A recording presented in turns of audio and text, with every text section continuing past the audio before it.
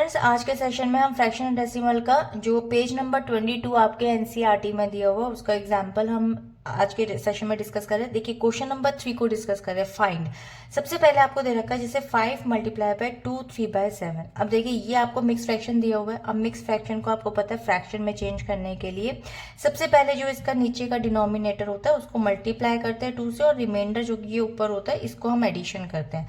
देखिए इसको हम एक बहुत अच्छे तरीके से यहाँ पर लिखते हैं और इसको डिफाइन करते हैं। ठीक है, जैसे कि अगर आपको एग्जाम में भी अगर ये 1 मार्क का क्वेश्चन आता है तो आप इसको इजीली दिखा सकते हैं, लाइक 5 एंड मल्टीप्लाई। अब देखिए इसको मैं चाहूँ तो ऊपर भी लिख सकती हूँ, जैसे 2 को पहले 7 से मल्टीप्लाई करेंगे, सो मैं लिख दूंगी 2 × 7, और उसके बाद यहाँ पे ये एडिशन हो जाएगा यानी कि +3 एंड अपॉन में आ जाएगा 7। इस तरीके से आप इसको यहाँ डिनोट कर सकते हैं। चलते हैं इसके नेक्स्ट वाले पेज पे और इसको कंटिन्यू करते हैं।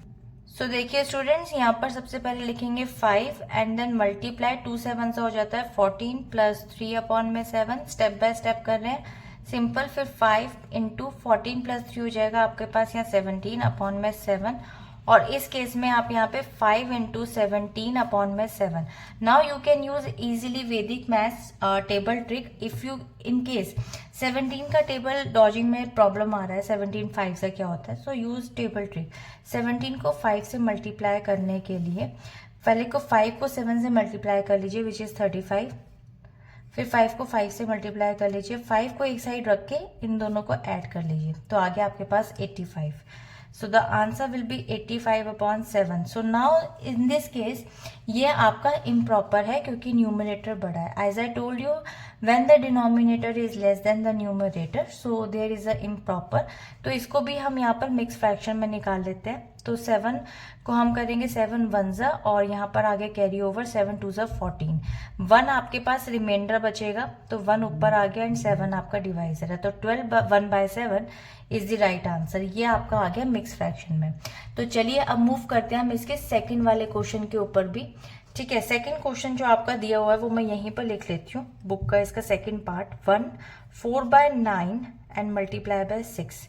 ठीक है, अब देखिए इस क्वेश्चन को कैसे करेंगे, सेम इसी पैटर्न से 9 × 1 यानी कि पहले 1 को 9 से मल्टीप्लाई एंड एडिशन में हो जाएगा यहाँ पे 4 अपॉन में हो जाएगा आपके पास यहाँ 9 एंड देन मल्टीप्लाई बाय 6।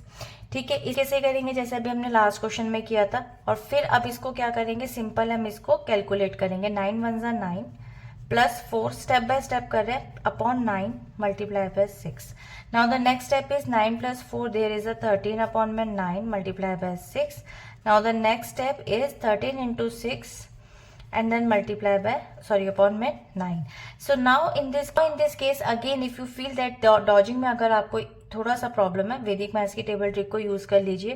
13 × 6 के लिए 6 3 हो जाएगा आपके पास में 18 एंड 6 1 6। सो इन दिस 8 आपका एज इट इज रहता है, 6 एंड 1 को आप एडिशन करेंगे तो आ जाएगा 7।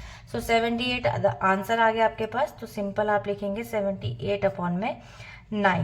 Now 78 again the denominator is basically less than the numerator। ठीक है, तो denominator is less than the numerator, तो उसको मिक्स फ्रैक्शन में निकालेंगे। अब देखिए एक चीज और है, जैसे 78 अपॉन में 9 है, तो आप ये देख सकते हैं कि क्या ये जो वैल्यूज है सिंपलेस्ट फॉर्म में हो पा रही है। जैसे 7 और 8 को अगर आप एडिशन करते हैं तो हो जाता है 15। 15 आपका 3 की टेबल में आता है और 9 भी, तो इसको आप पहले सिंपलेस्ट फॉर्म में कट डाउन कर लीजिए। सो 3 2 हो जाएगा 6 और 1 कैरी ओवर, तो 3 की टेबल में 3 6 हो जाता है 18, और इसी तरीके से 3 3 9, सो 26 अपॉन 3। सो नाउ अब इसको आप सिंपल मिक्स फ्रैक्शन में चेंज कर सकते हैं। सो सिंपल हो जाएगा 3 8 24, और 26 में से 24 माइनस करेंगे तो 2 आपका रिमाइंडर आ गया एंड 3 आपका डिवाइजर। तो this is the mix fraction में आपकी वैल्यू आ गई and this is the right answer. So I hope कि आपको क्लियर हो गया होगा कि किस तरीके से एक एग्जामिनर को आप इजिली इस क्वेश्चन को डिफाइन करके बता सकते हैं। तो मिलते हैं इसके नेक्स्ट क्वेश्चन में नेक्स्ट वीडियो में। Bye bye.